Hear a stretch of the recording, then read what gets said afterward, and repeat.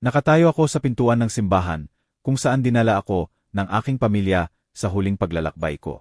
Ang anak kong si Jose ay nagbibigay ng eulogia, at si Maria ay nagpupunas ng mga pekeng luha. Ipinagdiriwang nila na wala na ako. Pinaghahati-hati ang pamana na pinaghirapan ko sa pawis at dugo. Pero buhay pa ako. Pumasok ako sa simbahan at sinabi, "Maaga pa kayong nagdiriwang." Nagmapula ang kanilang mga mukha na parang nakakita ng multo. At iyon pa lang ang simula. Bago tayo magpatuloy, mangyaring mag-subscribe sa channel at ipaalam ninyo sa comments kung saan kayo nakikinig. Ang unang naramdaman ko ay sakit. Isang mapurol na pananakit na nagmumula sa aking dibdib, na parang may nakapark na truck sa aking mga tadyang. Ang aking mga talukap ay kumukurap, mabigat na parang tingga, at ang mundo ay unti-unting lumilinaw, malabo, malamig, mali.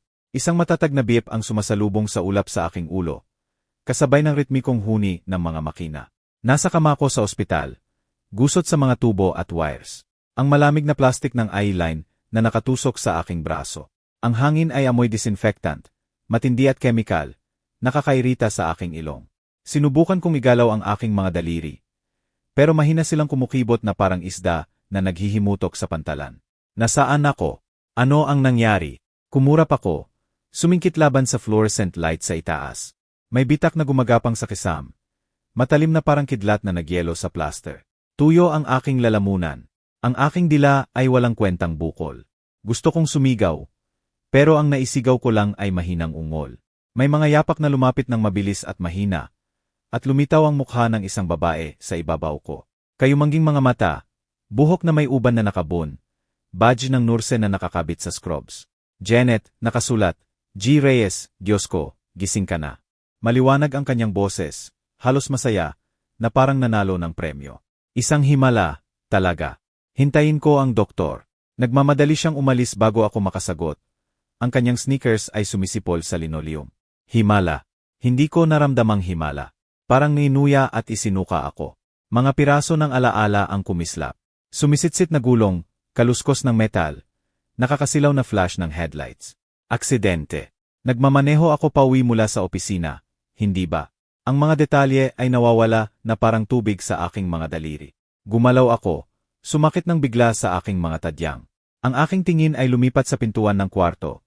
Mabigat at beige, nakasara ng mahigpit. Parang pader ito sa pagitan ko at ng mundo. Bumalik si Janet kasama ang isang lalaki na naka-white coat. Ang kanyang salamin ay nakapatong sa manipis na ilong. Yar Cruz, ipinakilala niya ang sarili. Ang kanyang boses ay mahigpit pero mabait. Tinignan niya ang mga monitor, sumula sa chart, at nagtanong ng mga tanong na halos hindi ko masagot. Pangalan, Ronaldo Reyes, edad 62. Alam mo ba kung anong taon ito? Siguro 2025. At tumango siya, nasiyahan. Sumakit ang aking ulo, pero pinilit kong mag-focus. Gaano katagal? Ungol ko. Ang aking boses ay halos hindi marinig. Gaano katagal akong walang malay? Nag-atubili si Yar Cruz, tumingin kay Janet. Lumapit siya, ang kanyang ngiti ay lumambot. 2 buwan, G. Reyes. Nasa koma ka pagkatapos ng aksidente. Hindi kami sigurado kung makakaahon ka. 2 buwan. Ang mga salita ay tumama na parang suntok. 2 buwan ng aking buhay na nawala. Nilunok ko ang aking lalamunan na masikip. Ang aking pamilya, alam ba nila? Hindi ko natapos. Hindi ko kailangan. Ang ngiti ni Janet ay nawala at tumingin siya sa ibang direksyon. Nag-aayos ng eyeline. Naipaalam na sila, sabi niya ng maingat. Ang kanyang tono ay masyadong mahinahon, na parang hawak niya ang baso. Sigurado akong darating sila ngayong gising ka na. Naipaalam, hindi bumisita. Hindi naghihintay sa tabi ng aking kama. Sumikip ang aking dibdib. At hindi lang iyon ang sakit sa aking mga tadyang. Si Jose, ang aking anak, ang aking tanging anak. Binigyan ko siya ng lahat. Ang kanyang unang sasakyan, ang kanyang tuition sa kolehiyo. Trabaho sa aking kumpanya nang bumagsak siya sa kanyang malalaking plano. At si Maria, ang kanyang asawa, laging nakangiti, matalim na nakalkulang ngiti. Nasaan sila? Hinawakan ko ang bedsheet. Ang aking mga knuckle ay pumuti. Ang pintuan ay nakikita sa aking gilid ng mata. Tahimik at hindi gumagalaw. Walang darating. Isinara ko ang aking mga mata. Sinusubukang pagsamasamahin ang aksidente. Naalala ko ang basang-basa na kalsada, ang liwanag ng mga ilaw sa kalye ng Makati, ang biglang pagbangga. Truck, siguro. Amoy ng gasolina, tunog ng sirena. Ang aking truck, ang aking lumang Toyota, ang laging pinagtatawanan ni Jose dahil lumana. Nag-check ba siya rito? Nag-check ba siya sa akin? G. Reyes, kailangan mo ng pahinga, sabi ni Yar. Cruz, inaayos ang monitor. Matatag ang iyong vitals, pero mahina ka pa rin. Pag-uusapan natin ang discharge soon. Siguro sa isang araw o dalawa. Tumango ako, halos hindi nakikinig. Discharge Pauwi. Kailangan kong makalabas sa malamig na kulungang ito. Bumalik sa aking buhay. Nagtanong ako ng aking cellphone, pero ibinigay sa akin ni Janet ang plastic bag na may aking mga gamit. Wallet, susi, basag na relo. Patay ang cellphone. Madilim ang screen. Isa pang tali sa mundo. Pinutol. Nagdagal si Janet. Ang kanyang mga kamay ay magkakawit. Suwerte ka na buhay ka, sabi niya. Ang kanyang boses ay mainit pero may awa. Hindi lahat ay nakakalabas sa ganyan. Suwerte. Hindi ko naramdamang suwerte. Naramdaman kong inabandona. Ang aking tingin ay bumalik sa pintuan. Ang hawakan nito ay bahagyang kumikinang sa ilalim ng fluorescent light. Sa kabila nito ay ang Makati, ang aking lungsod, ang aking tahanan. Sa kabila nito ay si Jose, si Maria, at kung ano man ang ginagawa nila habang nakahiga ako rito, nakalimutan. Kailangan kong malaman kung bakit hindi sila dumating. Kailangan kong malaman kung ano ang itinago nila. Gusto kong umuwi, sabi ko. Ang aking boses ay mas matatag na ngayon. Bukas, kunot ang no ni Janet. Pero tumango si Yar Cruz. Tingnan natin kung paano ka bukas ng umaga. Kung matatag ka, maaari nating ayusin. Humiga ako pabalik. Ang unan ay matigas sa aking lig. Ang mga makina ay nagbe-beep. Walang tigil na paalala ng aking kahinaan. Tinitigan ko ang pintuan.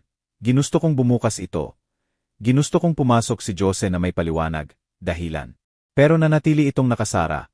Tahimik na hadlang sa pagitan ko at ng katotohanan. Hinigpitan ko ang aking hawak sa bedsheet. Ang tela ay magaspang sa aking mga daliri. 2 buwan at walang dumating. Ang pag-iisip ay sumusunog na matindi at malamig na parang talim sa aking tiyan. Sa oras na bumalik si Janet upang i-check ang aking eye, nagdesisyon na ako. Tawagan mo akong tatsi bukas, sabi ko sa kanya. Ang aking boses ay mababa pero matatag. Umuwi ako. Tumango siya. Ang kanyang ekspresyon ay hindi mabasa. Itinungo ko ang aking ulo sa bintana kung saan ang unang liwanag ng umaga ng Mayo ay gumagapang sa blinds. Ang Makati ay naroon. Ang mga pulang gusali at namumukadkad na puno ay naghihintay sa akin. Gayon din si Jose. Gayon din ang mga sagot. Isinara ko ang aking mga mata. Ang sakit sa aking dibdib ay humina sa mapurol na ugong. Ano man ang naghihintay sa bahay, haharapin ko ito. Kailangan ko. Ang taxi ay huminto ng may gulat, at ibinigay ko sa driver ang gusot na 1,000. Ang aking mga kamay ay nanginginig sa pagsisikap na hawakan ang pera. Nanginig ang aking mga binti nang bumaba ako sa bangketa. Ang hangin ng tagsibol ng Makati ay napupuno ang aking baga ng halo ng polen at pangako. Ang aking bahay ay nakatayo sa harap ko. 2 palapag na kolonyal na may pulang ladrilyo at puting trim. Ang uri ng lugar na binuo ko para sa pamilya na hindi na mukhang nagmamalasakit. Ang damuhan ay overgrown, mga dandelyon na sumasakal sa damo. At ang mailbots ay nakayuko. Puno ng mga sobre na nalalaglag na parang nakalimutang lihim. 2 buwan at walang nag-abala na mag-check. Hinawakan ko ang aking plastic bag ng mga gamit, wallet, susi, basag na relo, at nag-shuffle patungo sa porch. Bawat hakbang ay nagpapadala ng sakit sa aking mga tuhod. Paalala ng tol ng koma. Ang hangin ay amoy lilak mula sa bakuran ng kapitbahay. Matamis at nanunuya laban sa kapabayaan ng aking sarili. Naggamot ako ng susi. Ang lock ay matigas sa hindi paggamit. Ang pintuan ay umungal ng bumukas. Mababang ungol na umalingaw-ngaw sa walang laman na foyer. Sa loob, alikabok ang nagbalot sa octable kung saan kami kumakain ng Sunday dinner noon. Mahinang amoy ng basa na kahoy ang nakabitin sa hangin. At napansin ko ang mangkok ng pusa sa sulok. Walang laman at tuyo. Nasaan si Rusty? Pinakain ba siya ni Jose? Inilagay ko ang bag, ang aking dibdib ay masikip, hindi sa sakit, kundi sa bigat ng kawalan. Ang living room ay hindi nagalaw. Ang kusyon ng sofa ay may dent pa rin mula sa aking huling pag-idlip bago ang aksidente. Pero mali ang katahimikan, mabigat, na parang humihinga ang bahay. Tumawid ako sa bintana, hinila ang kupas na kurtina. Ang sikat ng araw ay bumuhos, nag-ilaw sa mga alikabok na sumasayaw na parang multo. Ang aking tingin ay bumagsak sa pintuan sa harap muli. Ang chip paint nito ay matindi laban sa makintab na brass handle. Parang gete ito sa buhay na hindi ko nakilala. Malapit na akong umakyat nang biglang may matalim na hininga na nagbalik sa akin. Sa kabilang kalye, isang figura ay natigil sa kanyang damuhan. Maliwanag na dilaw na scarf na lumulutang sa kanyang lig. Si Margarita, ang aking kapitbahay sa loob ng 20 taon. Tinitigan ako na parang multo. Hinawakan niya ang kanyang dibdib at gumawa ng nanginginig na hakbang pasulong. Ang kanyang boses ay nanginginig. Ronaldo. Ronaldo Reyes. Buhay ka pa. Kunot ang noo ko, lumabas sa porch. Marge, ano ang mali? Siyempre, buhay ako. Ang aking boses ay paos at gamit. Ang damo ay nag-crunch sa ilalim ng aking sapatos, habang tumatawid ako ng damuhan patungo sa kanya. Umiling siya, ang kanyang mga mata ay malapat. Pero sinabi nila patay ka na. Nagdaraw sila ng iyong memorial ngayon sa simbahan ng San Pedro. Ang mga salita ay tumama na parang martilyo, at tumigil ako ng bigla. Ang aking puso ay kumakabog. Memorial. Ang aking memorial. Ano ang sinasabi mo? Tanong ko. Ang aking boses ay mas matalim kaysa inilaan. Sino sila? Hinawakan ni Margarita ang kanyang mga kamay. Ang scarf ay nalaglag sa kanyang balikat. Si Jose, ang iyong anak, at si Maria. Sila ang nag-ayos, sinabi nila, hindi ka nakaligtas pagkatapos ng aksidente. Nag-atubili siya.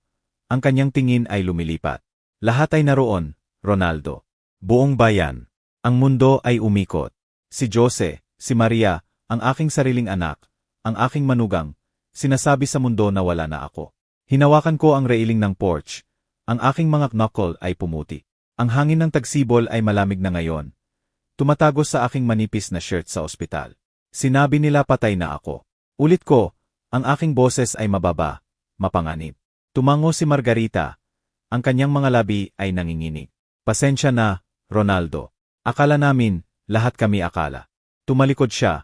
Ang kanyang mga mata ay puno ng luha. Tumingin ako pabalik. Ang aking tingin ay nakakabit sa bahay. Ang aking bahay, ang aking buhay. Iniwan na mabulok habang naglalaro sila ng kanilang laro. Naalala ko si Jose. Ang kanyang tamad ng ngiti, habang humihingi ng isa pang utang. Si Maria, ang kanyang mga mata ay kumikinang nang humanga siya sa balance sheets ng aking kumpanya. Pinlano nila ito, hindi ba? Habang nakahiga ako sa kama sa ospital, lumalaban na huminga, inilibing nila ako sa kanilang isipan, siguro sa kanilang puso. Para sa ano? Pera. Ang aking kumpanya. Ang pag-iisip ay sumusunog, mabagal. Nakakapasong galit na nagpatatag sa aking nanginginig na mga kamay. Tumingin ako pabalik kay Margarita. Ang kanyang mukha ay maputla sa gulat. Saan ang simbahan ng San Pedro mula rito? Tanong ko. Kahit alam ko ang daan. Kailangan kong marinig ito upang i-anchor ang sarili. Sa Elm Street, 0 minutong lakad, sabi niya ng mahina. Ronaldo, sigurado ka bang sigurado ako? Putol ko sa kanya. Ang aking boses ay matigas. Tumingin ako pabalik sa bahay. Nahuli ang aking refleksyon sa salamin sa foyer habang dumadaan ako. Kulay abo na buhok, lumubog na pisngi, mga mata na parang basag na flint. Halos hindi ko kilalanin ang sarili. Pero ang lalaki sa salamin ay may layunin. Kinuha ko ang aking jacket mula sa closet sa hallway. Hindi pinansin ang sakit sa aking mga buto. Ang pintuan ay sumara sa likod ko nang may guwang na tunog. At lumabas ako sa sidewalk. Ang aking sapatos ay sumasagi sa pavement. Ang kalye ay tahimik. Ang uri ng hapon ng Mayo kung saan dapat may mga bata na nagbibisikleta at mga kapitbahay na nag-uusap sa ibabaw ng bakod. Sa halip, parang stage ito. Walang laman maliban sa akin at sa katotohanan na naghihintay sa simbahan ng San Pedro. Naglakad ako ng mas mabilis. Hindi pinansin ang panginginig sa aking mga binti. Malapit ang simbahan. Ang kanyang steeple ay tumutusok sa langit na parang karayom. Naririnig ko na ang mahinang tunog ng kampana. Mabagal at malungkot. Tinatawag ako pasulong. Ang aking isipan ay tumatakbo. Pinagsasama-sama ang mga salita ni Margarita. Memorial. Ang aking memorial. Boses ni Jose. Peking luha ni Maria. Ginawa nilang performance ang aking buhay. Kasinungalingan. Hinigpitan ko ang aking mga kamao. Ang basag na relo ay tumutusok sa aking palat. Anuman ang nilalaro nila, matatapos ito ngayon. Ang mga kampana ay lumakas, at lumiko ako sa sulok. Ang stone facade ng simbahan ay nakalubog sa harap. Ang aking puso ay kumakabog, hindi sa kahinaan, kundi sa apoy na hindi ko naramdaman sa loob ng maraming taon. Akala nila wala na ako. Mali sila. Ang mga kalye ng Makati ay bumubukas sa harap ko. Patchwork ng cobblestone at namumukadkad na puno. Pero halos hindi ko nakita. Sumakit ang aking mga binti. Bawat hakbang ay paalala ng pagnanakaw ng koma. Pero itinulak ko pasulong, pinapatakbo ng galit na mas mainit kaysa sa araw ng Mayo. Ang hangin ay nagdadala ng amoy ng sariwang gupit na damo at kape mula sa sulok na cave. Pero hindi nito matakpan ang kapaitan sa aking lalamunan. Si Jose, ang aking anak, ang aking dugo, nagdeklara na patay na ako. Si Maria, sa kanyang makintab na kuko at mas matalim na ambisyon, tumulong sa kanya. Bakit? Ang tanong ay sumasaksak sa akin. Splinte sa aking isipan, habang naglalakad ako patungo sa simbahan ng San Pedro. Tahimik ang Elm Street.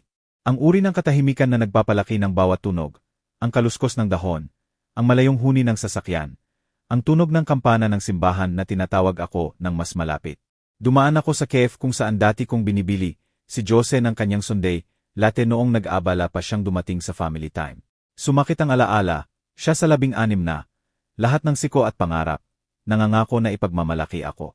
Binili ko siya ng kanyang unang sasakyan, lumang Chevy, at pinanood siyang ngumiti habang lumalabas sa driveway.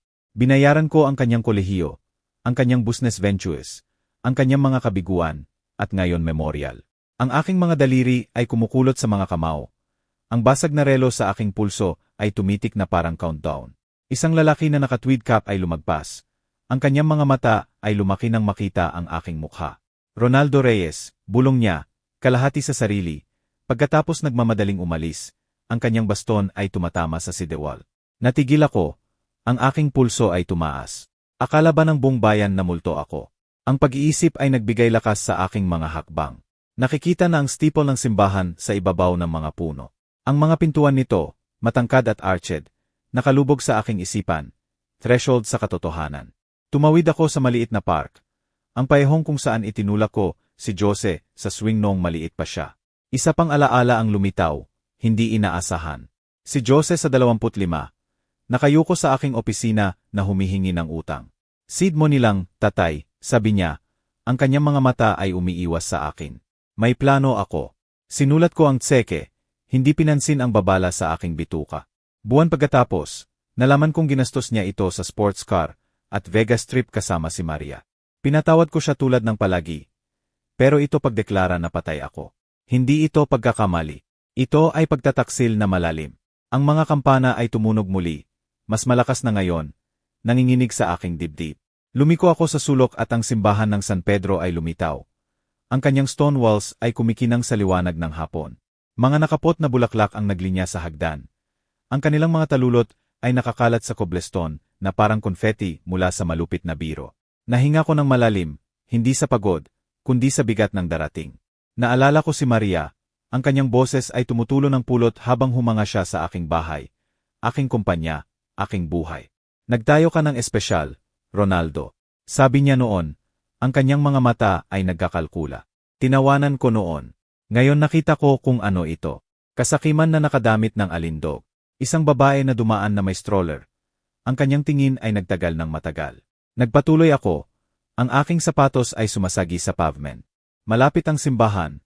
Ang mga pintuan nito ay sa kabilang kalye. Naririnig ko na ang mahinang boses. Murmur ng himno na lumalabas sa bato. Ang aking kamay ay humipo sa basag na relo. Ang mukha nito ay nagyelo sa 7:42 minuto. Siguro ang oras ng aksidente. O ang sandali na nabali ang aking buhay. Hindi ko alam. Ang alam ko ay si Jose at Maria ay tumawid sa linya. At tapos na akong magpatawad. Tumigil ako sa gilid ng sidewalk.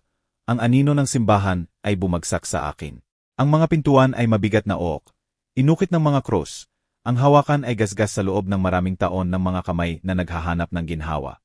Sa akin, get ito sa mga sagot, sa hustisya.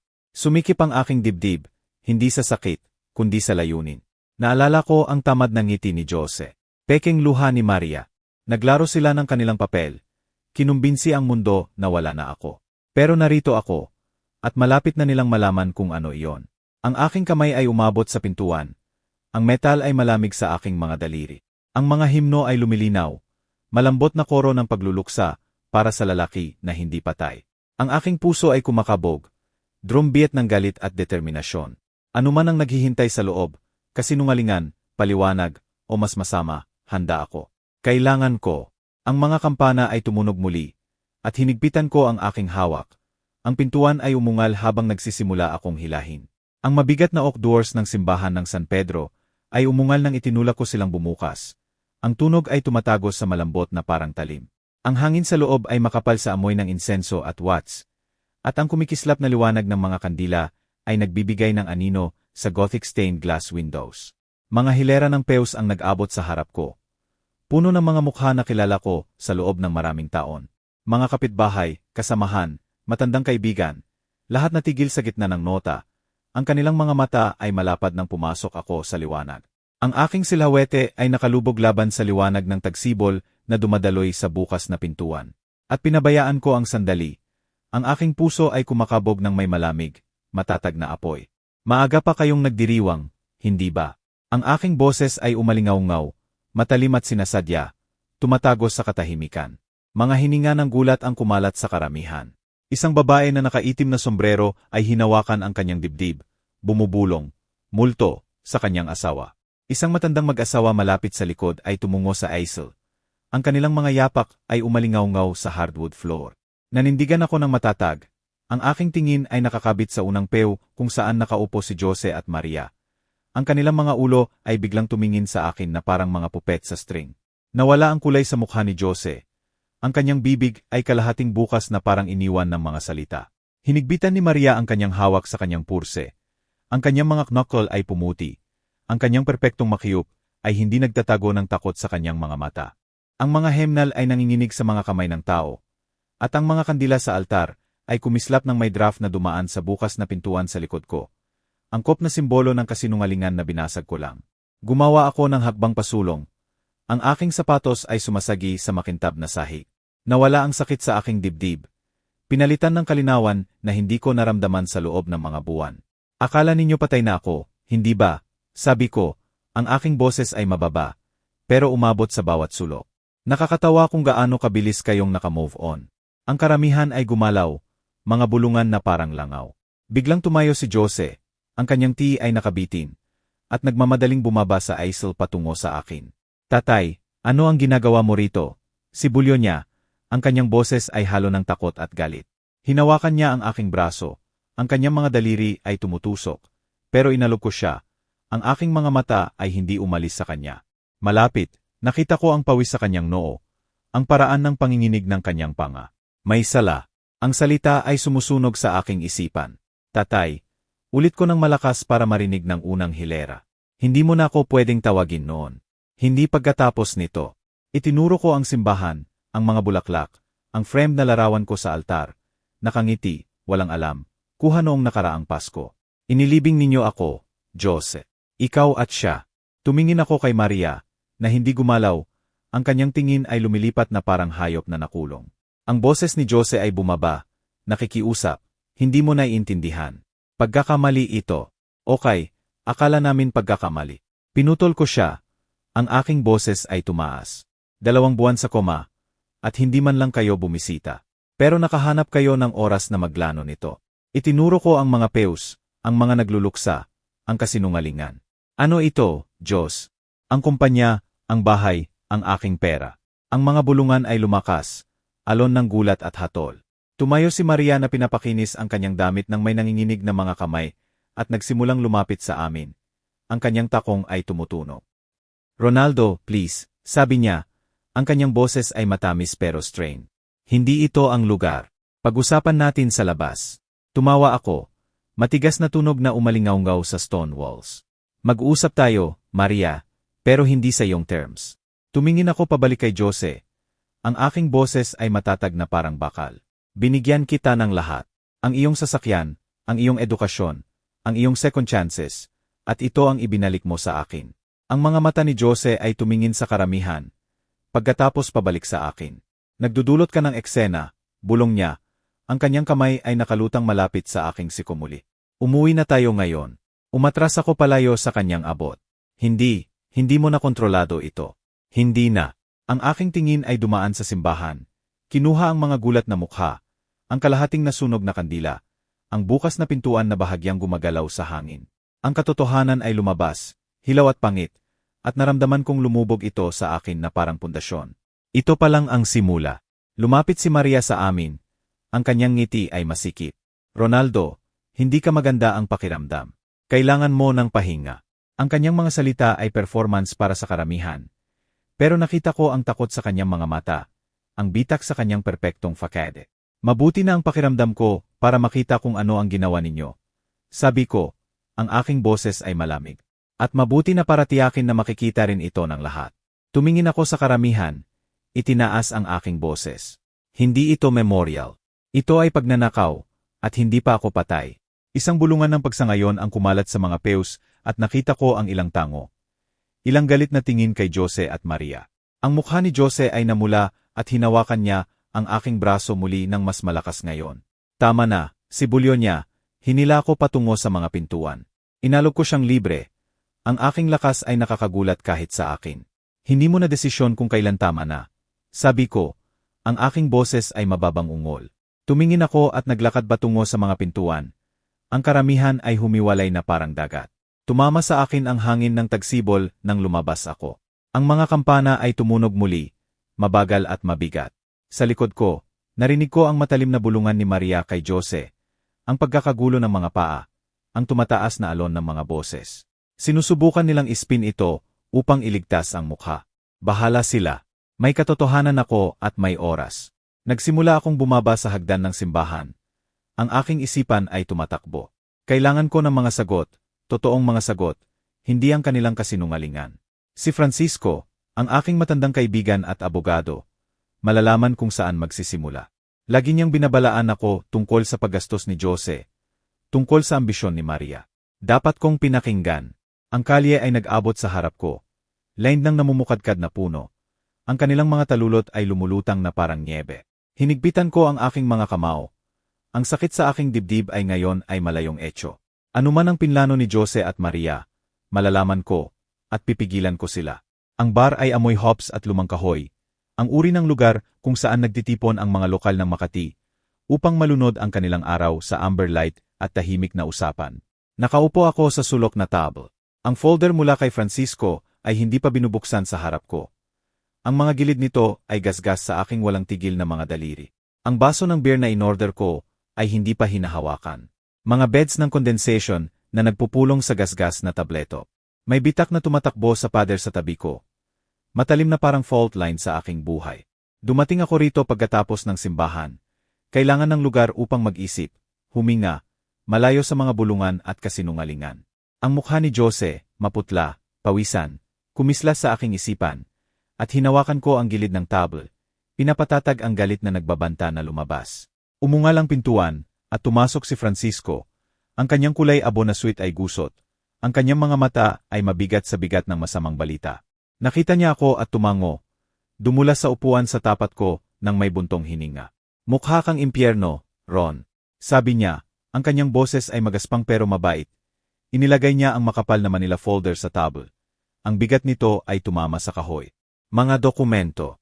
Siguro patunay ng kung ano ang nagsimula ko ng hinala. Hindi ako nakatulog, sabi ko. Ang aking boses ay mababa. Ano ang meron ka?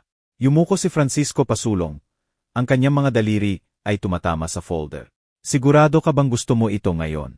Pagkatapos ng stunt na ginawa mo sa simbahan ng San Pedro, kalahati ng bayan ang nag-uusap. Bahala silang mag-usap. Tinignan ko siya ng diretso. Ipakita mo. Huminga siya ng malalim. Binuksan ang folder. Mga papel ang lumabas, legal forms, lagda. Selyo na mukhang masyadong opisyal para pek. Ito, sabi niya, inilalabas ang dokumento patungo sa akin. Ay death certificate. Sa iyo, dated 1 buwan na ang nakalipas. Ang aking pangalan ay nakatitig babalik sa akin sa malinaw na itim na tinta. Ronaldo James Reyes, deceased. Bahagyang nanginginig ang papel sa aking kamay. Hindi sa kahinaan, kundi sa galit na halos hindi ko mapigilan. Pinik nila ito, sabi ko, hindi tanong. Ang mga salita ay lasang abo. Tumango si Francisco. Si Jose ang nag-file nito sa county. Si Maria ang nag-hire ng abogado, ilang slick na taga-Maynila, upang itulak ang paperwork. Mabilis silang gumalaw, Ron. Ang iyong kumpanya ay nasa market na. May mga buyer na lined up, handa nang hatiin ito. Inilagay ko ang sertifikete.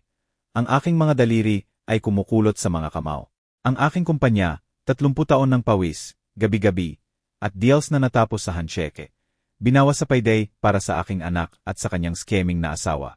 Naalala ko ang boses ni Maria sa simbahan. Makinis na parang seda, hinimok akong magpahinga. Naalala ko ang pawis na palad ni Jose. Ang kanyang mga kasinungalingan ay gumuho sa bigat ng aking presensya. Pinlano nila ito habang nakahiga ako sa koma. Ang aking buhay ay nakabitin sa sinulit. Paano nila ito nagawa? Tanong ko. Ang aking boses ay matatag kahit ang bagyo sa loob. Hinimas ni Francisco ang kanyang panga. Tumingin sa paligid ng bar. Ang bartender ay nagpupunas ng baso, walang alam, habang isang mag-asawa ay tumatawa ng mahina sa bar. Sinabi nila na wala ang truck ng ospital sa iyo, sabi niya. Sinabi sa lahat patay ka sa surgery, walang bisita. Walang makakakontra sa kanila. Madali. May altered na will mo rin. Siyempre, lahat ay mapupunta kay Jose. Tumawa ako. Mapait na tunog na nakakuha ng tingin mula sa bartender. Ang aking will. Iniwan ko sa kanya. Ang bahay, ang savings, pero hindi ang kumpanya. Iyon ay para sa kanya upang patunayan ang sarili. Palagi kong inaakala. Sa halip, ninakaw niya ito. Yumuko si Francisco ng mas malapit. Ang kanyang boses ay bumaba. Ron, may basehan kang lumaban dito. Fraud, forgery, theft. Pero magulo ito. May pera sila, ang iyong pera, at head start. Kailangan mong maging matalino, hindi malakas. Matalino, ulit ko, tinikman ang salita. Matalino ay nangangahulugan ng pagpaplano, paghihintay, pagsuntok kapag hindi nila inaasahan. Naalala ko ang takot na mata ni Maria. Nanginginig na mga kamay ni Jose. Sloppy sila, takot. Magagamit ko iyon. Ano pa ang nasa loob? Tumingin ako sa folder. Inilabas niya ang isa pang papel. Contract na may pangalan ng buyer na hindi ko kilala. Ibinebenta nila sa developer. Malaking pera, mabilis na deal. Closing sa 2 linggo. Tinignan niya ako. Matatag pero nag-aalala. May oras ka pero hindi masyado. Tinitigan ko ang contract. Ang mga numero ay malabo. Millions. Ang gawain ng aking buhay na ibinebenta na parang gamit na sasakyan. Naalala ko ang pagdadala kay Jose sa opisina noong bata pa siya. Pinapayagan siyang umikot sa aking upuan. Nangangako sa kanya ng kinabukasan kung magtatrabaho siya para rito. Ngayon kinuha niya ito kasama si Maria na humihila ng strings. Ang kanyang ambisyon, ang kanyang kasakiman, mas malinaw na ngayon. Hindi lang siya sumama. Siya ang nagmamaneho. Ano ang gagawin ko? Tanong ko, hindi dahil nawala ako, kundi dahil kailangan kong marinig ito upang patibayin ang landas na nabubuo sa aking isipan. Huminga ng malalim si Francisco. Kumuha ng abogado. Hindi ako. Isang cutthroat. Mag-file ng injunction upang i-freeze ang sale. Patunayan na buhay ka, na pagkatapos ngayon ay hindi mahirap. Ngumiti siya ng mahina. Pero Ron, ingatan mo ang iyong likod. Desperado na sila ngayon. Ginagalaw mo sila. Tumango ako. Ang aking mga daliri ay sumusuri sa gilid ng death certificate. Parang manipis ito, kasinungalingan na gawa sa papel. Pero halos gumana ito. Halos. Isinara ko ang folder. Ang tunog ay final. Salamat, Francisco. Ako na ang bahala rito. Tinitigan niya ako. Ang kanyang noo ay kunot. Huwag kang gumawa ng kahangalan, okay? Hindi ka na bata gaya noon. Nagawa ko ang mapait na ngiti. Ang hangal ay laro nila, hindi akin. Tumayo ako. Itinago ang folder sa ilalim ng aking braso. Ang ingay ng bar ay humina nang lumabas ako sa gabi. Ang hangin ay malamig sa aking balat. Ang mga ilaw sa kalye ng Makati ay kumikinang. Nagbibigay ng mahabang anino sa cobblestone. Naglakad ako. Ang folder ay mabigat sa aking mga kamay. Bawat hakbang ay nagpapatalim sa plano na nabubuo sa aking isipan. Akala ni Jose at Maria nanalo sila. Malapit na nilang malaman kung gaano sila mali. Ang bahay ay masyadong tahimik. Ang uri ng katahimikan na sumasakit sa iyong tenga hanggang marinig mo ang iyong sariling tibok ng puso. Nakaupo ako sa kitchen table. Ang folder mula kay Francisco ay binuksan sa harap ko. Ang mga papel ay nakakalat na parang mapa ng pagtataksil. Ang death certificate, ang contract, ang peking will, tinititigan ako nila. Bawat isa ay mas malalim na hiwa kaysa sa huli. Ang lumang oasan sa pader ay tumitik. Ang ritmo nito ay matatag pero nanunuya. Binibilang ang mga segundo na halos nawala ko magpakailanman. Ang hangin ay amoy alikabok at kapabayaan. Ang mga kurtina ay mabigat sa anino. Hinaplos ko ang sertifikete. Ang aking pangalan na tinta na parang libingan. Inilibing ako ni Jose at Maria sa papel. At naramdaman ko ang bigat ng kasinungalingang iyon sa aking mga buto. Yumuko ako pabalik. Ang aking upuan ay umungal. Ang bahay ay parang sa estranghero na ngayon. Ang mga sulok nito ay nagtatago ng mga alaala na hindi ko pa handa harapin. Tawa ni Jose noong bata pa. Magalang nangiti ni Maria sa family dinner. Lahat ba ito performance? Naalala ko siya, laging nanonood, laging nagkakalkula. Ang kanyang mga mata ay nagtagal sa ledgers ng kumpanya, ang deed ng bahay. Gusto niya ang buhay na ito, hindi ako, hindi si Jose. At si Jose, masyadong mahina na tumanggi, sumunod sa kanyang lead. Ang pag-iisip ay sumasakit sa aking dibdib. Pero itinulak ko ito pababa. Walang oras sa awa. Hindi ngayon. Ang katahimikan ay nakakasufokete. Nagpapalabas sa akin. Kinuha ko ang folder at aking jacket na lumabas sa gabi ng tagsibol. Ang mga kalye ng Makati ay buhay sa huni ng gabi. Kuliglig, malayong busina ng sasakyan. Kaluskos ng namumukadkad na puno. Hindi malayo ang bar. Ang paehong nakilala ko si Francisco, ang neon sag nito, ay kumukislap na parang beacon. Kailangan ko ng ingay, tao. Lugar upang mag-isip ng walang multo ng aking nakaraan na bumubulong sa aking tenga. Itinulak ko ang pintuan. Ang amoy ng beer at pritong pagkain ay tumama sa akin na parang alon. Kalahati ang laman ng bar. Mga lokal na nakayuko sa inumin. Ang kanilang mga boses ay mababang murmur. Nakaupo ako sa table malapit sa likod. Ang folder ay nakatago sa tabi ko. Isang waitress ang nag-drop ng kape. Itim at mainit, at hinawakan ko ito. Pinapayagan ang init na i-ground ako. Ang aking mga mata ay nag-scan sa kwarto. Tumigil sa isang babae sa bar. 50-ish matalim na mata sa likod ng salamin. Ang kanyang mga daliri ay lumilipad sa laptop. Tumingin siya pataas, nahuli ang aking tingin, at nagbigay ng maliit na tango na parang kilala niya ako. Hindi ko siya kilala, pero may isang bagay tungkol sa kanya. Siguro ang paraan ng pagdadala niya sa sarili. Confident pero hindi flashy, nagpatigil sa akin. Isinara niya ang kanyang laptop at lumakad patungo. Ang kanyang boots ay mahina sa wooden floor. Ronaldo Reyes, tama ba? Ang kanyang boses ay mainit na may hint ng curiosity. Ako si Elena Santos sa Makati Chronicle. Dumula siya sa upuan sa tapat ko. Hindi inimbita, pero hindi welcome. Narinig ko ang iyong grand entrance sa simbahan ng San Pedro ngayon. Itaas ko ang kilay, humihigop ng aking kape. Mabilis ang balita. Ngumiti siya, may kislap sa mata. Maliit na bayan, malaking kwento. Okay lang bang magtanong kung ano ang nangyari? Ang kanyang tono ay kasual, pero ang kanyang tingin ay matalim, na parang nakikita niya ang folder sa ilalim ng aking braso at ang bigat na dala nito. Nag-atubili ako. Ang tiwala ay luho na hindi ko kayang bayaran. Hindi pagkatapos ni Jose at Maria. Pero ang mga mata ni Elena ay walang awa, walang hatol, gutom lang sa katotohanan. Yumuko ako pasulong, ang aking boses ay mababa. Sinubukan ng aking anak, at asawa niyang ilibing ako. Literal. Pinanindigan nila ang aking kamatayan upang ibenta ang aking kumpanya. Itaas niya ang kanyang kilay, pero hindi siya nataranta. Iyan ang isang malaking family feud. Tinapik niya ang kanyang mga daliri sa tablet. Nag-iisip, may patunay ka. Tinapik ko ang folder. Sapat upang magsimula. Yumuko si Elena ng mas malapit. Ang kanyang boses ay bumaba. Naghuhukay ako ng ilang shadidials sa bayan. Lumitaw ang pangalan ng iyong anak. Siya at si Maria. Hindi sila kasing talino gaya ng akala nila. Nagpausa siya, tinititigan ako. Matutulungan kita, Ronaldo. Kilala ko ang mga tao. Records, paraan upang ilantad ito nang hindi ka masunog. Nakaupo ako pabalik, tinimbang ang kanyang mga salita. Isang journalist. Risky. Pero siguro eksakto ang kailangan ko. Isa upang magbigay liwanag sa mga kasinungalingan ni Jose at Maria upang mag-squirm sila. Bakit? Tulungan mo ako. Tanong ko, ang aking tono ay blonde. Ano ang mapapala mo? Ngumiti siya. Mapait na ngiti na humila sa kanyang mga labi. Kwento. Hustisya. Pumili ka. Inabot niya ang kanyang bag. Naglabas ng business card at inilabas ito sa table. Pag-isipan mo, pero huwag magtagal. Ang mga tao tulad nila ay hindi tumitigil. Kinuha ko ang card. Ang kanyang pangalan ay nakaprint sa malinaw na itim na letra. Elena Santos, Senior Reporter. Naalala ko ang babala ni Francisco. Maging matalino, hindi malakas. Si Elena ay maaring ang matalinong galaw. Ang ali na hindi ko inaasahan. Hinaplos ng kanyang kamay ang folder habang tumatayo siya. Maliit na gesture pero mabigat sa pangako. Tawagan mo ako, sabi niya, pagkatapos bumalik sa bar.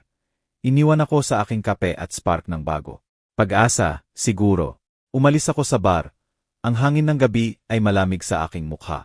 Ang folder ay mas magaan na ngayon. Ang laman nito ay sandata sa halip na sugat. Naglakad ako pauwi, ang card ni Elena sa aking bulsa. Ang kanyang mga salita ay umalingaw-ngaw. Ilantad sila. Kaya ko iyon. Gagawin ko. Bumalik sa aking kusina. Inilagay ko ang card sa table sa tabi ng telepono. Kailangan marinig ni Francisco ito upang malaman na hindi na ako mag-isa. Kinuha ko ang receiver. Ang aking mga daliri ay matatag.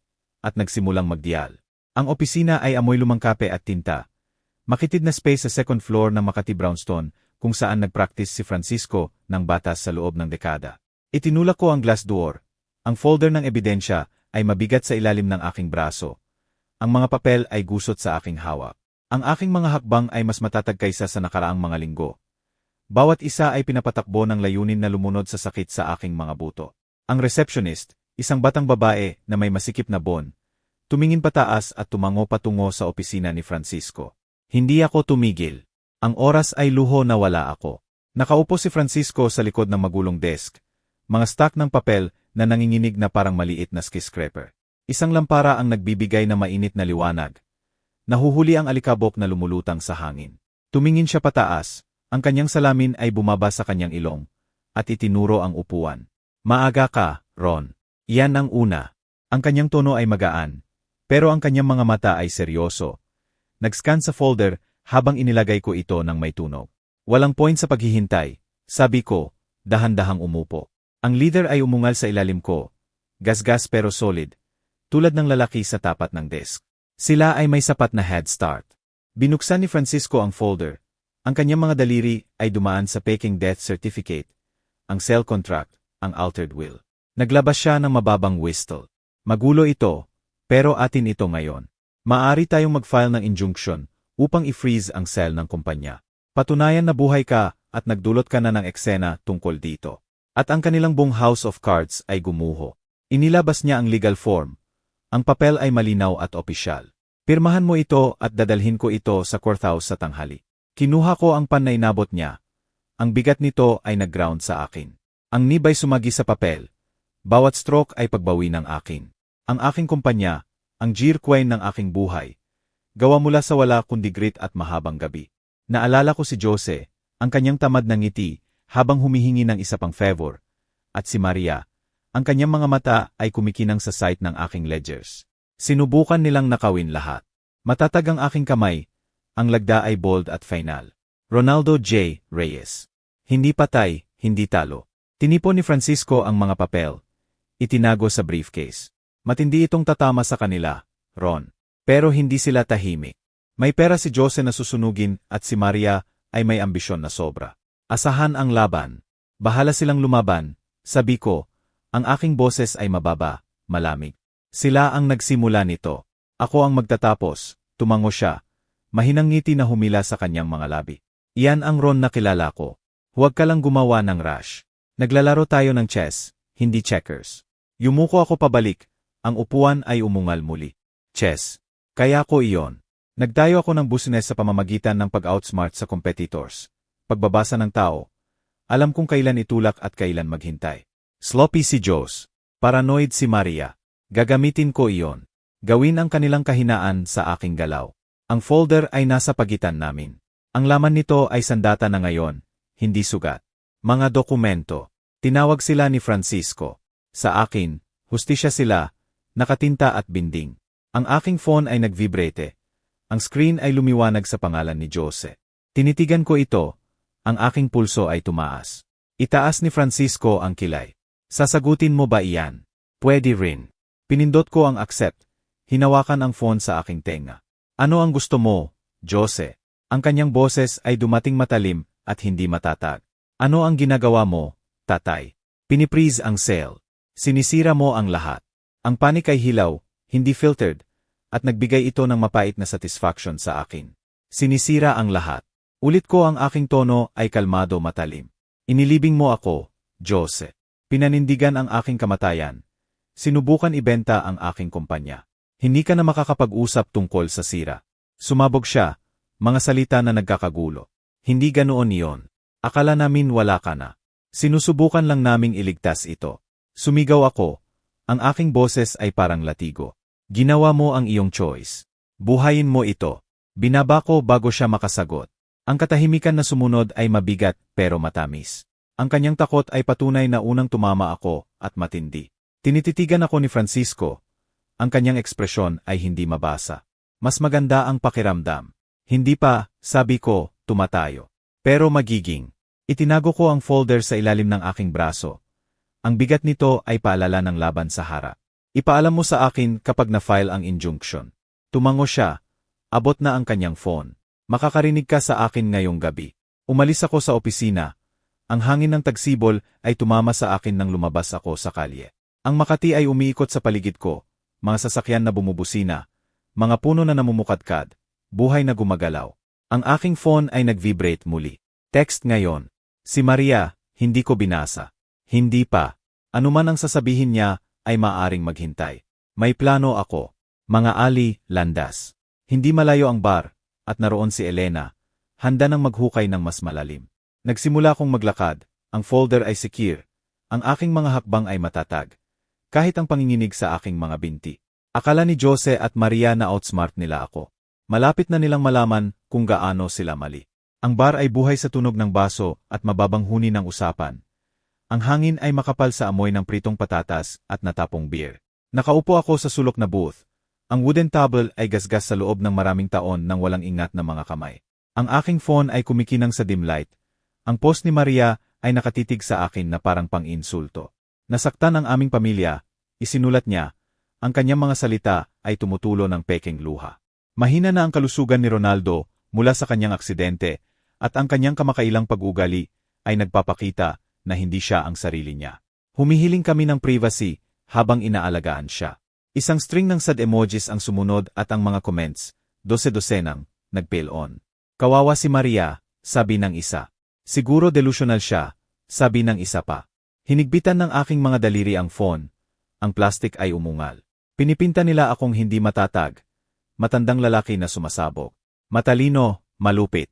Inilagay ko ang phone. Ang aking panga ay nakakuyom. Ang ingay ng bar ay humina sa mapurol na ugong habang pinoproseso ko ang kanyang galaw. Hindi lang nagdedepensa si Maria. Umaatake siya. Sinusubukan akong idiskredito bago ko sila mailantad. Maaring nagpanik si Jose. Pero kalkulado si Maria. Ang kanyang mga salita ay digital na dokumento ng slander na inilaan upang ilibing ako muli. Yumuko ako pabalik, ang vinyl ng booth ay umungal. At pinayagan ang galit na lumubog sa mas matalim, mas malamig. Nagkamali siya. Ang post na ito ay hindi lakas. Ito ay desperasyon. Bumukas ang pintuan, at tumasok si Elena. Ang kanyang laptop bag ay nakasabit sa isang balikat. Ang kanyang buhok ay bahagyang gusot sa hangin ng tagsibol. Nakita niya ako at dumulas sa booth. Ang kanyang mga mata ay tumingin sa phone.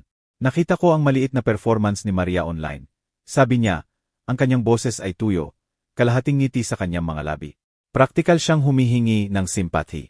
Ito ay pathetic. Pathetic, pero mapanganib, sabi ko, inilalabas ang phone patungo sa kanya. Sinusubukan niyang ibalik ang bayan laban sa akin. Gawin akong baliw. Binasa ni Elena ang post. Ang kanyang ngiti ay nawala sa smirk. Ito ang hitsura ng panik, Ronaldo. Takot siya. Pinreeze mo ang cell, lumitaw sa simbahan. Alam niyang nawawala ang kontrol. Binuksan niya ang kanyang laptop. Ang screen ay nagbibigay ng maputlang liwanag sa kanyang mukha. Naghukay ako. Nag-hire si Jose ng abogado. Ilang hotshot mula sa Maynila. Nag-file sila upang contest ang injunction. Claiming hindi ka competent na pamahalaan ang iyong affairs. Naglabas ako ng mapait na tawa. Competent. Nagtayo ako ng kumpanyang iyon mula sa wala, habang ginagastos ni Jose ang aking pera sa sports cars. Eksakto. Tinapik ng mga daliri ni Elena ang keyboard. Naglabas ng file. Mahina ang kese nila. Ang pekeng dokumento ay hindi tatagal sa court. Lalo na kasama kang naglalakad na buhay na buhay. Pero tumataya sila sa public opinion. Ang post ni Maria ay step 1. Gawin kang villain, sila ang victims. Tinitigan ko ang phone. Ang mga salita ni Maria ay kumikinang na parang biyakon sa dilim. Dokumento sa sarili nitong paraan na kasing fake ng death certificate. Kaya, ano ang ating galaw? Tanong ko, yumuko pasulong. Kumislap ang mga mata ni Elena. Tumama tayo pabalik, pero mas matalino. May contacts ako sa iyong kumpanya. Mga empleyado na nakakita sa management ni Jose ng malapitan. Hindi sila masaya. Kunin natin ang kanilang statements. Bumuo ng paper trail ng kanyang fraud. Pero yan sa mga dokumento na file ni Francisco. At ang sob-story ni Maria ay guguho. Nagbausa siya. Ang kanyang boses ay lumambot. Hindi ka mag-isa rito, Ronaldo. Gusto ng tao ang katotohanan. Tumango ako. Ang bigat sa aking dibdib ay bahagyang humina. Si Elena ay lifeline. Ang kanyang confidence ay nakakahawa. Naalala ko ang nanginginig na boses ni Jose sa phone. Kalkuladong luha ni Maria. Nagkakagulo sila at may upper hand ako. Sa ngayon, gaano kabilis makakausap natin ang mga empleyadong ito? Tanong ko. Bukas, sabi niya, isinara ang kanyang laptop ng may snap. Ayusin ko ito. Makipagkita sa akin sa bahay ko. Shit sharp. Dalhin ang folder. Nagbubuo tayo ng kese, hindi lang kwento. Tumayo siya. Itinago ang bag sa kanyang balikat. Magpahinga ka, Ronaldo. Kailangan mo iyon. Nagawa ko ang mapait na ngiti. Overrated ang pahinga. Pinanood ko siyang umalis. Ang ingay ng bar ay lumakas sa paligid ko. Ang phone ay nasa table. Ang post ni Maria ay bukas pa. Hamon na haharapin ko ng diretso. Binato ko ito face down. Ang screen ay madilim. At tumayo. Ang aking mga binti ay mas matatag kaysa sa nakaraang mga araw. Ang gabi ng tagsibol ay naghihintay sa labas. Mga kalye ng Makati ay tahimik sa ilalim ng kanopi ng mga bituin. Lumabas ako. Ang malamig na hangin ay humaplos sa aking mukha. At nagsimula akong maglakad. Bukas, ako at si Elena ay tatama muli. Naramdaman ko ito. Ang tide ay umiikot. Ang katotohanan ay gumagapang palabas. Ang bahay ni Elena ay maliit na Victorian sa gilid ng Makati. Ang porch nito ay nakayuko sa bigat ng mga nakapot na halaman at oras. Kumatok ako. Ang folder ng mga dokumento ay nakatago sa ilalim ng aking braso. Ang mga gilid ay gasgas sa paghawak. Bumukas ang pintuan at binati ako ni Elena nang may mabilis na ngiti. Ang kanyang salamin ay nakapatong sa kanyang ilong. Pumasok ka, Ronaldo. May cap. Ang hangin sa loob ay amoy inihaw na beans at lumang libro. Mainit na kontrast sa malamig na umaga ng Mayo. Ang kanyang living room ay magulo pero cozy. Mga shelf na puno ng nobela. Tabikat na nakakulot sa sunlit cushion. Lampara na nagbibigay ng malambot na liwanag sa gasgas na oak table. Nakaupo kami sa table. Mga papel ang nakakalat sa pagitan namin na parang battle map. Ang notebook ni Elena ay bukas. Ang kanyang pan ay sumusulat ng notes habang ino-outline niya ang ating plano.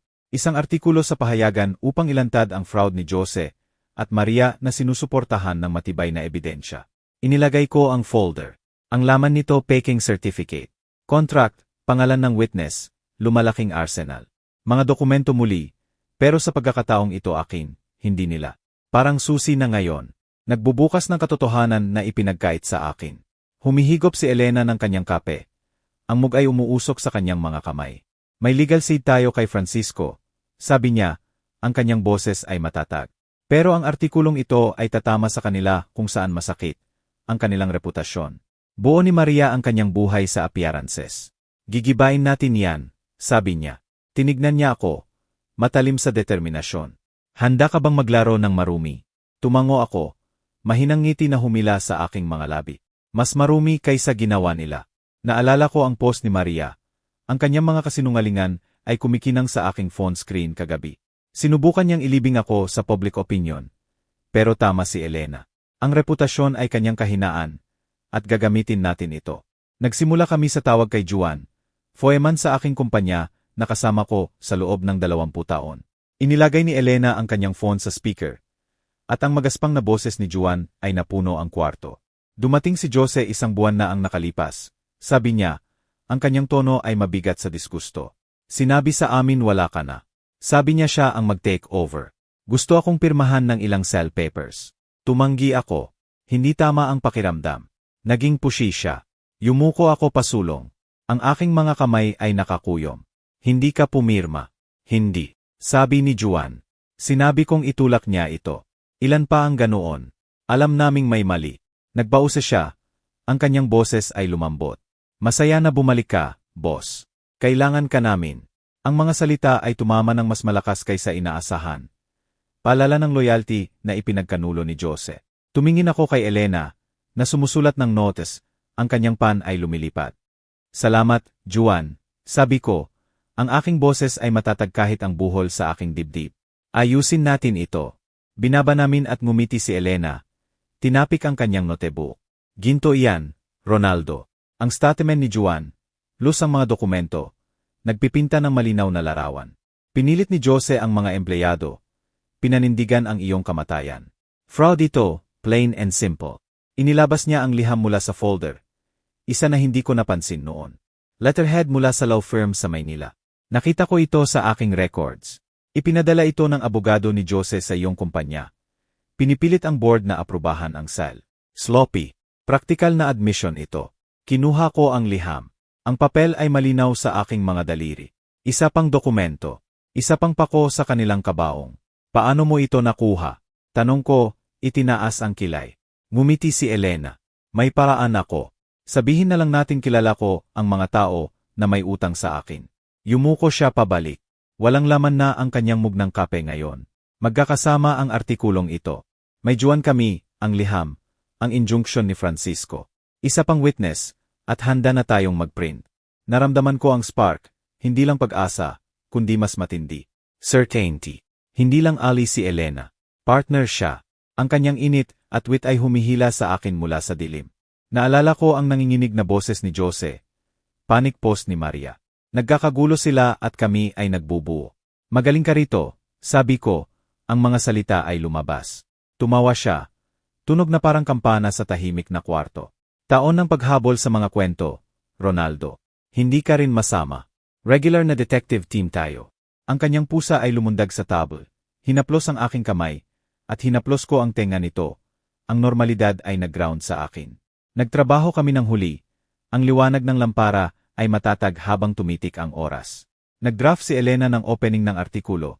Binabasa ang mga piraso ng malakas, matalim, nakakadamay, totoo. Nagdagdag ako ng mga detalye. Alaala ng maagang araw ng aking kumpanya. Ang pawis at pride na hindi naintindihan ni Jose. Ang folder ay lumaki. Ang statement ni Juan ay sinamahan na ngayon ng notes mula sa isa pang empleyado. Sekretary na nakarinig ng tawag ni Maria sa buyer. Bawat salita ay brick sa pader na binubuo namin. Solid at hindi matitinag. Nang malapit na ang hating gabi, humikab si Elena, isinara ang kanyang notebook.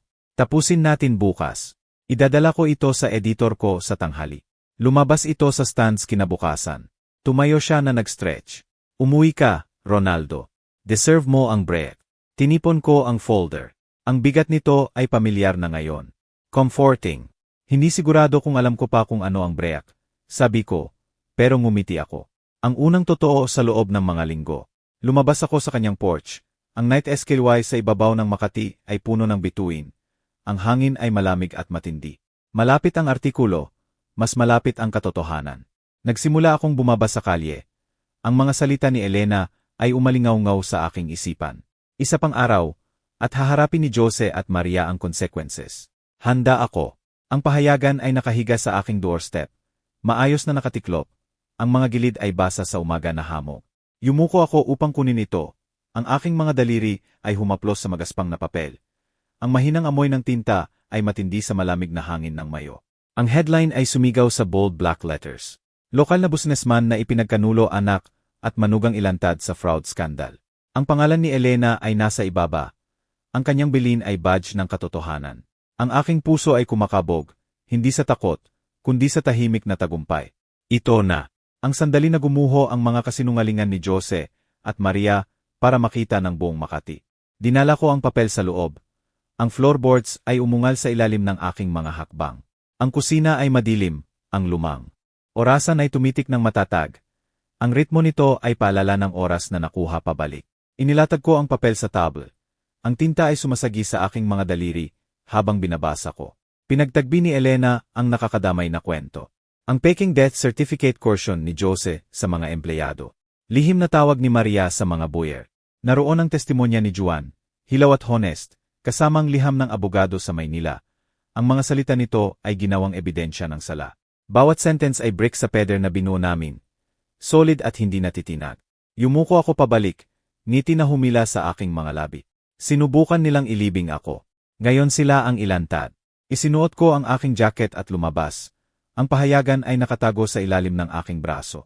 Ang Makati ay buhay sa buhay ng tagsibol, dogwoods na namumukadkad, mga bata na nagbibisikleta sa Elm Street, ang hangin ay matamis sa lilak. Naglakad ako patungo sa downtown. Ang aking mga binti ay mas malakas na ngayon. Bawat hakbang ay mas magaan kaysa sa huli. Sa sulok na cave, isang cluster ng lokal ay nakayuko sa kanilang sariling kopya ng papel. Ang kanilang mga boses ay mababa pero urgent. Maniwala ka ba rito? Bulong ng isang babae. Ang kanyang salamin ay bumaba. Si Maria na iyon, nagpapanggap na mataas. At para sa ano? Pera. Umiling ang kanyang kaibigan. Tumingin sa aking direksyon. Nagdagpo ang aming mga mata, at tumango siya, maliit na gesture ng respeto. Tumango ako pabalik, ang aking dibdib ay lumaki. Mas malayo sa flower shop, ang matandang ginang Cruz ay nakatayo sa likod ng counter. Ang kanyang mga kamay ay abala sa mga rosas. Nakita niya ako at kinaway, ang kanyang ngiti ay malapat. Ronaldo Reyes, ikaw ay Site Fosor Reyes, sabi niya, nagpupunas ng kanyang mga kamay sa apron. Binasa ko ang artikulong iyon ngayong umaga. Ipinakamo mo sila, hindi ba? Inabot niya sa counter. Pinisil ang aking braso. Proud sa iyo, dear. Palagi kong alam na mas matigas ka kaysa akala nila. Salamat, Ginang Cruz, sabi ko. Ang aking boses ay matatag pero mainit. Ang kanyang mga salita ay lumubog sa akin. Balm. Pagkatapos ng mga buwan ng pagtataksil, umalis ako sa shop. Ang pahayagan ay mas mabigat na ngayon, hindi sa bigat, kundi sa kahulugan. Dokumento sa sarili nitong paraan. Ang final na nakatinta sa katotohanan. Nakahanap ako ng upuan sa park na nakaupo sa bench sa ilalim ng namumukadkad na magnolia. Sariwang kopya ng papel sa kanyang mga kamay. Tumingin siya pataas nang lumapit ako. Ang kanyang grin ay matalim at satisfied. Well, kung hindi ang sariling Lazarus ng Makati, pang-asar niya, tiniklop ang papel. Nakita mo ang buzz doon. Kinakain ito ng bayan. Nakaupo ako sa tabi niya. Ang bench ay malamig sa aking mga binti. Hindi ko mapalampas. Praktikal na nagparede sa akin si Ginang Cruz. Inabot ko ang aking kopya. Ang headline ay nahuhuli ang sikat ng araw. Magaling ang ginawa mo, Elena. Mas magaling kaysa magaling. Ngumiti siya, pero kumislap ang kanyang mga mata. Ginagawa ko lang ang trabaho ko. Kahit aminin ko, ang pagnail sa dalawang iyon ay personal. Yumuko siya ng mas malapit. Ang kanyang boses ay bumaba. Narinig ko mula sa aking editor. Viral ang kwento. Kahit ang mga pahayagan sa Maynila ay maaring kunin ito. Tapos na si Jos at Maria, Ronaldo. Socially, legally, lahat iyon. Tumango ako. Ang bigat ng kanyang mga salita ay lumulubog. Tapos, ang salita ay final. Pero alam kong mas mabuti. Ang mga tao tulad ni Jose at Maria ay hindi nawawala ng tahimik. Naalala ko ang kanilang mga mukha sa simbahan. Maputla at panik. At nagtaka kung ano ang pinlano nila ngayon. Magsusubok sila ng isang bagay. Sabi ko, ang aking tono ay kalmado pero sigurado. Palagi nilang ginagawa. Bahala silang magsubok. Sabi ni Elena, ang kanyang grin ay mabangis. May katotohanan tayo at kalahati ng bayan sa iyong shade. Wala na silang galaw. Tumayo siya. Nagpupunas ng petals mula sa kanyang coat. Halika, kape tayo. Mag-celebrate ng kaunti. Sumunod ako sa kanya. Ang park ay buhay sa awit ng ibon at malambot na hangin. Iba ang pakiramdam ng Makati ngayon. Hindi lang backdrop, kundi saksi. Ang mga kalye nito ay nagdadala ng kwentong sinabi namin. Dumaan kami sa newsstand. Ang headline ng artikulo ay nakaplaster sa bawat kopya. At naramdaman ko ang surge ng pride. Hindi lang para sa akin, kundi kay Elena, kay Juan, sa lahat na tumayo. Ang pahayagan ay higit pa sa papel ngayon. Ito ay patunay, dokumento ng hustisya. Pauwi, inilagay ko ang papel sa table. Ang mga gilid nito ay bahagyang nakukulot. Tumunog ang phone. Ang screen ay kumukislap sa pangalan ni Jose. Tumindi ang aking pulso, pero hindi sa takot, sa readiness. Kinuha ko ang receiver, hinawakan ng maluwag, at tinitigan ang labas ng bintana sa dusk ng tagsibol na lumulubog sa Makati. Ano man ang sasabihin niya, handa ako. Lumabas ang katotohanan, at hindi na ako ang lalaki na sinubukan nilang burahin. Ang katok ay dumating matalim at hesitant, na parang magnanakaw, hindi sigurado sa lock. Tumawid ako sa foyer. Ang floorboards ay umungal sa ilalim ng aking bigat, at binuksan ang pintuan. Si Jose at Maria ay nakatayo sa porch. Ang kanilang mga mukha ay maputla sa ilalim ng dim glow ng street lamp. Maluwag ang tee ni Jose. Ang kanyang shirt ay gusot na parang natulog siya rito. Ang buhok ni Maria, karaniwang perpekto, ay nakalawit sa mahina na strands. Ang kanyang designer coat ay gusot. Mukha silang maliit, nabawasan, na parang actors na nakalimutan ang kanilang lines. Ang hamog ng tagsibol ay umiikot sa paligid nila. Angkop na shrewd para sa kanilang pagkatalo. Tatay, simula ni Jose, ang kanyang boses ay mababa, pumutok. Pwede ba tayong mag-usap? Ang kanyang mga mata ay tumingin sa lupa, umiiwas sa akin. Hinawakan ni Maria ang kanyang purse. Ang kanyang mga knuckle ay pumuti. Ang kanyang mga labi ay pinindot sa manipis na linya. Itinulak ko ang pintuan. Itinuro silang pumasok. Sabihin ninyo kung bakit kayo dumating. Ang aking tono ay malamig, matatag. Peder na hindi nila mabubuwag. Sumara ang pintuan sa likod nila nang may malambot na tunog. Tunog na final, na parang chapter na nagsasara. Ang foyer ay madilim. Ang hangin ay mabigat sa amoy ng basa na kahoy at lumang alaala. Coffee stain sa rog na parang peklat. Paalala ng mas magandang araw na hindi ko na pinagluluksa. Nag-shuffle sila sa living room. Tumigil malapit sa couch pero hindi umupo. Nilinaw ni Jose ang kanyang lalamunan. Ang kanyang mga kamay ay nanginginig. Sorry kami, tatay. Talaga. Lumabas ito sa kontrol. Hindi namin inaasahan na aabot dito. Ang kanyang mga salita ay rehearsed. Brittle na parang baso na handa ng magiba. Tumango si Maria. Ang kanyang boses ay mas malambot, nakikiusap. Pagkakamali ito, Ronaldo. Akala namin wala ka na. At sinusubukan lang naming isikir ang kinabukasan para sa ating lahat. Ang kanyang mga mata ay tumingin sa akin. Naghahanap ng bitak, pero wala. Ang kanyang apology ay performance. At hindi na ako ang audience niya. Pagkakamali, sabi ko, ang aking boses ay tumatagos sa kanilang excuses. Pinanindigan ninyo ang aking kamatayan, Maria. Ikaw at Jose ibinenta ang aking kumpanya, ang gawain ng aking buhay, habang lumalaban akong huminga sa kama sa ospital. Hindi yon pagkakamali. Iyon ay pagtataksil. Gumawa ako ng hakbang ng mas malapit. Ang aking tingin ay nakakabit kay Jose. Anak kita, binigyan kita ng lahat, at pinili mo ito. Natakot si Jose. Ang kanyang mga balikat ay nakayuko. Alam ko, nagkamali ako. Pero maayos natin ito, tatay. Gagawin naming tama. I swear. Pumutok ang kanyang boses, at sa isang sandali, nakita ko ang batang lalaki na siya noon maliit, hopeful, akin. Pero nawala ang batang iyon. Inilibing sa ilalim ng taon ng kasakiman at kasinungalingan. Ang composure ni Maria ay nag-crack. Ang kanyang boses ay tumaas. Hindi ka fair, Ronaldo. Takot kami. Okay. At bumalik ka, ginigiba ang lahat. Pinahiya kami sa harap ng buong bayan. Itinuro niya ng wild. Ang kanyang purse ay nalaglag sa kanyang siko. Maaari kang makipag-usap sa amin. Pero hindi, kailangan mong maging hero. Tumawa ako, mababa.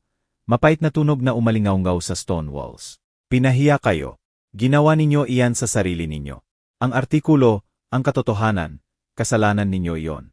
Itinuro ko ang pintuan. Ang frame nito ay nakalubog sa likod nila. Gusto ninyo ang aking buhay, aking pera, aking pangalan. Wala kayong nakuha. At ngayon nandito kayo na humihingi. Bakit? Dahil alam ng bayan. Dahil ang inyong precious reputation ay tatters. Namula ang mukha ni Maria. Ang kanyang mga mata ay nanginginig, pero walang sinabi. Gumawa si Jose ng hakbang pasulong. Ang kanyang mga kamay ay nakalahat. Please, tatay. Pamilya tayo. Hindi ba iyan may kahulugan? Tiningnan ko siya. Talagang tiningnan. At naramdaman ang huling sinulid ng pag-asa na pumutok. Hindi inililibing ng pamilya ang isa't isa, Jose. Ang aking boses ay tahimik na ngayon. Final. Ginawa ninyo ang inyong choice. Buhayin ninyo ito. Hinawakan ni Maria ang braso ni Jose. Ang kanyang mga kuko ay tumutusok. Umuwi na tayo, sibulyo niya. Ang kanyang boses ay nanginginig. Nagdesisyon na siya. Nagmartsa siya patungo sa pintuan. Si Jose ay sumunod na parang anino. Sumunod ako. Ang aking mga hakbang ay mabagal, sinasadya. Bumukas ang pintuan, ang hamog ay umiikot papasok, at lumabas sila. Ang kanilang silhawete ay nawawala sa gabi. Isinara ko ang pintuan. Ang lock ay tumunog ng may tunog na umalingaw-ngaw sa aking dibdib. Tapos na. Wala na sila. Naglakad ako sa kusina. Ang bahay ay tahimik, pero hindi na oppressive. Sa table ay nakaframe na larawan ng unang opisina ng aking kumpanya. Ang crew nang umingiti sa ilalim ng Summer SKY. Hinaplos ko ang mga gilid. Ang aking mga daliri ay matatag. Nanalo ako hindi lang ang kumpanya, kundi ang aking buhay, aking dignidad. Bukas makikipagkita ako kay Elena. Maglano ng susunod na hakbang. Ang phone ay malapit, at kinuha ko ito, nagdial ng kanyang numero. Tumunog ang line, at yumuko ako sa counter. Ang bigat ng araw ay humihina, pinalitan ng tahimik na resolve. Ang park ay amoy basa na damo at namumukadkad na magnolia. Ang araw ng Mayo ay sumasala sa mga puno sa golden patches. Naglakad ako sa tabi ni Elena. Ang aming mga hakbang ay mabagal. Ang crunch ng gravel sa ilalim ng paa ay matatag na ritmo. Tumatawa siya, ang kanyang ulo ay nakatihaya. Nagkukwento kung paano tinawag ng kanyang editor ang artikulo ang scoop ng dekada. Ang kanyang joy ay nakakahawa, at napangiti ako. Ang bigat ng nakaraang mga linggo ay mas magaan sa kanyang kumpani. Buhay ang Makati sa paligid namin. Awit ng ibon, jogger na lumalagpas ng may tango. Ang lungsod ay humihinga kasama namin. Dapat mong makita ang newsstand ngayong umaga. Sabi ni Elena, ang kanyang mga mata ay maliwanag sa likod ng kanyang salamin. Nawala ang mga papel sa isang oras. Lokal na legend ka na, Ronaldo. Hinaplos niya ang aking braso. Ang kanyang sleeve ay humaplos sa akin. Nag-isip ka na ba magsulat ng libro? Paano bumalik mula sa patay at manalo? Tumawa ako, umiling. Iiwan ko ang pagsusulat sa iyo. Mas magaling ako sa blueprints. Ang pag-iisip sa aking kumpanya ay nag-udyok ng isang bagay sa akin. Pride. Pero posibilidad rin. Nailigtas ko ito, pero ngayon gusto ko ng higit pa. Growth, bagong projects, legacy na hindi lang tungkol sa survival. Tumigil si Elena sa tabi ng bench. Ang kanyang ekspresyon ay lumambot. Seryoso naman, dapat kang magsalita sa community center susunod na buwan. Ikwento mo ang iyong kwento. Kailangan marinig ito ng tao. Lalo na ang mga babae na dumaan sa kanilang sariling pagtataksil. Ang kanyang boses ay earnest. Ang kanyang paniniwala sa akin ay tahimik na lakas. Nagatubili ako, ang ideya ay daunting. Ako, speaker, pero ang kanyang faith ay spark. At tumango ako. Sige, pero kung naroon ka para tiyakin na hindi ako mag-rumble. Deal, sabi niya, ngumingiti. Nagsimula kaming maglakad muli. Ang park ay bumubukas sa view ng downtown Makati. Ang mga pulang ladrilyo na gusali ay kumikinang sa liwanag. Naroon ang opisina ng aking kumpanya. Modest na 3-story structure na binuo ko mula sa wala. Naramdaman ko ang pull na makita ito. Tumayo sa halls nito muli. Pumunta tayo sa opisina. Sabi ko, tumingin kay Elena. Gusto mo ba ng detour? Itaas niya ang kilay pero tumango. Pangunahan mo, boss. Maikli ang lakad. Ang huni ng lungsod ay lumalakas habang lumalapit kami sa business district. Ang aking opisina ay nakatayo sa sulok ng Main at Cedar. Ang glass doors nito ay nahuhuli ang araw na parang salamin. Itinulak ko silang bumukas. Ang pamilyar na amoy ng sariwang pintura at kape ay tumama sa akin. Ang lobby ay tahimik, pero nang pumasok kami, kumalat ang ripple ng galaw. Si Juan, ang aking foreman, nakita ko muna, ang kanyang weathered na mukha ay nagbreak sa green. Ronaldo, tawag niya, at biglang sumabog ang kwarto. Nagtipon ang mga empleyado. Ang kanilang mga boses ay nagsasalita, secretaries, builders, kahit ang bagong intern na halos hindi ko kilala. Nagbalakpakan sila, ang tunog ay umalingaw-ngaw sa mga pader. At nakatayo akong natigil, ang aking lalamunan ay masikip. Gumawa si Juan ng hakbang pasulong, kinamayan ako. Welcome back, boss. Hindi kami nagduda sa iyo. Ang kanyang hawak ay matatag, ang kanyang mga mata ay matatag. At naramdaman ko ang bigat ng kanilang loyalty na lumulubog sa akin. Salamat, Juan. Sabi ko, ang aking boses ay magaspang pero malinaw. Kayong lahat. Ang lugar na ito, atin ulit ito. Ang palakpakan ay lumakas at nagpalakpak din si Elena. Ang kanyang ngiti ay malapad. Nahuli ko ang kanyang mata. Nagpapasalamat sa kaibigan na tumulong na gawin itong posible. Pumunta kami sa aking opisina. Maliit na kwarto na may view ng Makati skyline. Ang desk ay magulo sa plans na iniwan ko mga buwan na ang nakalipas. Larawan ng original crew na nakatago sa sulok. Hinaplos ko ito, ang mga mukha ay pamilyar, enduring. Hindi tayo titigil rito, sabi ko kay Elena, ang aking boses ay matatag. Bagong projects, siguro branch sa Cebu. Hindi pa ako tapos magtayo. Yumuko siya sa door frame. Ang kanyang mga braso ay nakakross. Hindi ko akalain natapos ka. Masyado kang matigas ang ulo upang tumigil. Ang kanyang tono ay pang-asar. Pero ang kanyang mga mata ay may respeto. Dinner ngayong gabi. Treat ko. Deserve natin ito. Tumango ako. Init na kumakalat sa aking dibdib. Sage. Binuksan ko ang pintuan ng opisina. Ang galaw ay makinis, sinasadya. Bagong simula, hindi lang para sa kumpanya, kundi sa akin. Pabalik sa lobby, nakipag-usap ako sa team. Nag-sketch ng plans para sa staff meeting. Ang kanilang enthusiasm ay nagpapalakas sa akin. Bukas ang kinabukasan. Hindi pa natuklasan, akin upang hubugin. Nang lumubog ang gabi, nakatayo ako sa bintana ng aking opisina. Ang mga ilaw ng Makati ay kumukislap sa ibaba.